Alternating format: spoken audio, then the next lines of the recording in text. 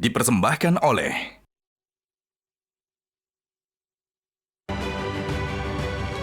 Temu lagi di Hot Room. Para pemirsa, ikutilah jejak Hotman Paris dan Sintayong, pelatih Timnas Bola Indonesia, pecinta kopi hitam luwak premium. Number one. Bayangkan ketua Timnas Bola aja suka kopi ini, ya. Padahal Hotman pun sudah lama. Ini kopi kesayangan Hotman. Kopi luwak hitam premium. Pak Kusmedi, coba dijawab secara jujur, Pak. Yang sekarang aja 12 orang satu kamar sudah warga banyak yang antri tidak ketampung. Apalagi kalau dirubah jadi 4. Apakah rumah sakit mampu atau tidak? Tolong singkat aja, Pak. Ya, yang jelas untuk mempersiapkan itu bukan sesuatu yang mudah. Pertama tadi, benar Bu Erma, perlu kejelasan yang benar apa sih yang dimaksud dengan kelas standar itu. Apakah 3 kelas dirubah, dibuat standar masing-masing atau disatukan gitu? Betul, karena merubah rumah sakit itu, merubah kamar rumah sakit itu mahal. Ya. Kamar rumah sakit itu kan ada instrumen-instrumennya, bukan hanya sekedar ruangan seperti itu. Ya. Kemudian kalau misalnya saja katakan untuk merubah itu 1 meter persegi itu bisa 4 jutaan dengan instrumen yang ada di dalamnya. Ya. Kalau untuk 25 meter persegi udah 100 juta, Pak. Itu baru 1 kamar, Pak. Ya. Kalau begitu kita tanya lagi, tolong kejelasan dulu dari pihak Kemenkes.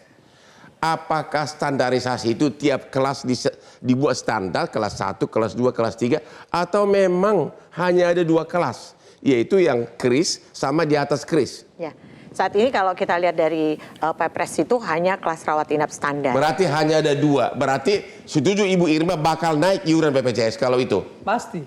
Pasti. Kalau begitu kita dengar dulu telepon interaktif dari warga namanya Dinda. Bagi warga yang mau telepon silakan ke 583 99 100. 583 99 100. Silakan Dinda.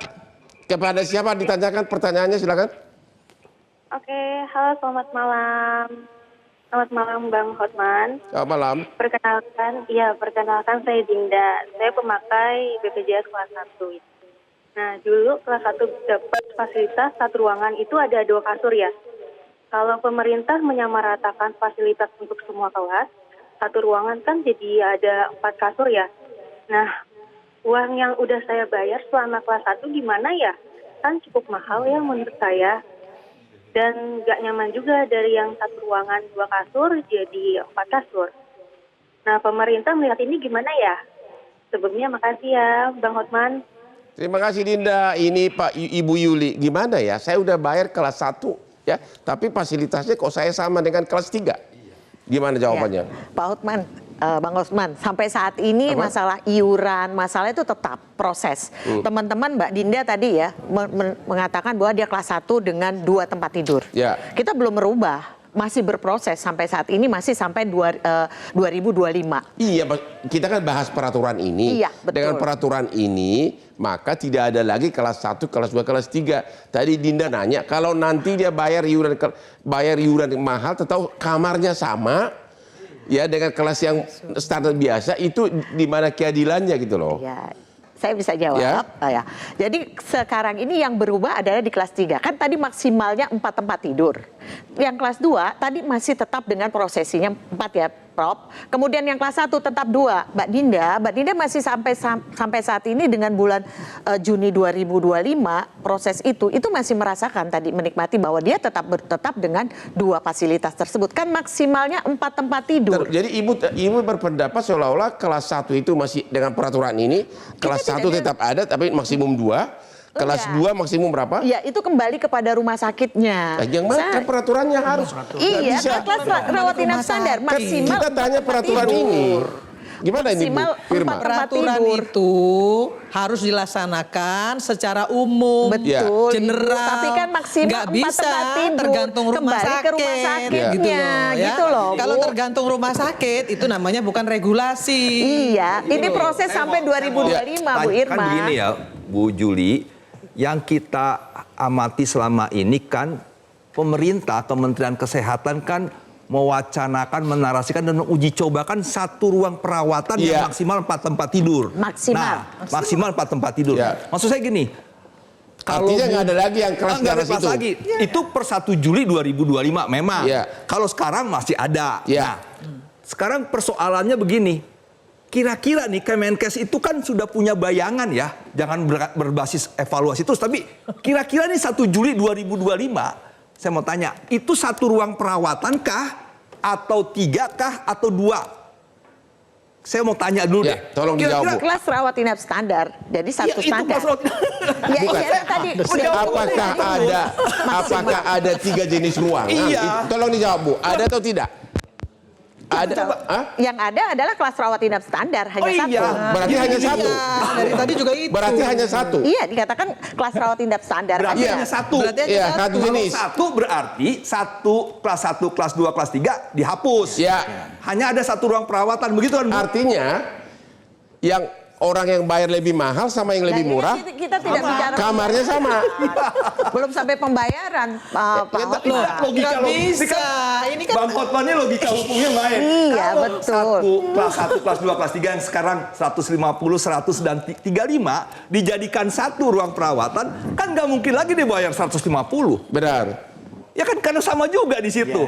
Pas 100 kan nggak mungkin juga bayar 100. Makanya ada iuran tunggal nanti. Nah, itu yang juga kan kita mau tanya nih Kemenkes, kira-kira rancangannya tuh kemana gitu. Kalau sekarang bilang evaluasi, kesannya 1 Juli 2022 itu masih rimba yang padahal peraturan sudah keluar. Iya, yang rimba yang masih belum bisa ditebak gitu. Nah, artinya kan pemerintah sudah merancang di Perpres 59 nanti nih 1 Juli 2025 arahnya mau kemana?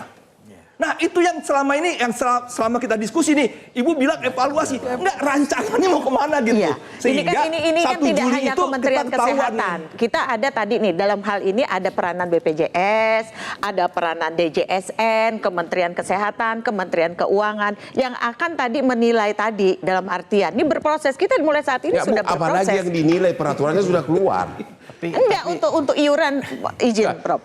Sudah pasti, Bu, kalau iurannya sudah pasti, kalau kamarnya satu jenis, sudah pasti iuran masyarakat bawah akan naik. Nah, yang selama ini kelas 3 bakal naik. Karena dan juga yang bayar mahal mana mau. Akhirnya nanti orang akan berbalik semua Bu, ke kelas 3. Yang kasihan Bang Hotman, yang kasihan itu nanti BPJS. Yaitu? Sementara BPJS ini kan sekarang posisinya kan sebagai juru bayar. Ya. Tapi kalau nanti pelayanannya ternyata masih seperti sekarang, yang akan hancur lebur ya BPJS. Atau hancur lagi, orang akan memilih kalau iurannya bakal dirubah kan? Iya. Iya kan? Karena nggak mungkin lagi. Pilih yang paling rendah. Iya, pilih yang paling rendah. Gimana Pak? Satu tarif tunggal. Bakal bangkrut nggak BPJS? Enggak, yang jelas itu gini ya, BPJS itu sudah on the right track. Dan sekarang ini, mohon maaf, saya baru beberapa hari yang lalu diundang Korea Selatan, yang itu menurut Lancet itu bagus, untuk mereka sharing dan lihat gimana BPJS itu kok bisa bagus Indonesia, dari defisit bisa positif. Emang Indonesia udah bagus? Bagus, Pak. Meskipun belum terlalu bagus ya, belum. Bukan tidak ada masalah banyak ya. Tetapi kami juga barusan saja ngajar di Harvard, Pak. Di Amerika, mereka heran ya, di berbagai negara tuh apresiasi. Sekarang ini orang-orang Amerika masih di sini Pak, di Bandung membicarakan. Mereka malah belajar dari BPJS Indonesia. Banyak melihat. Kalau gitu kita istirahat dulu deh. Kalau sampai BPJS Indonesia datang orang Harvard untuk belajar dari BPJS Indonesia, wah terkejut saya. Oh ya, Job Hawking juga datang katanya.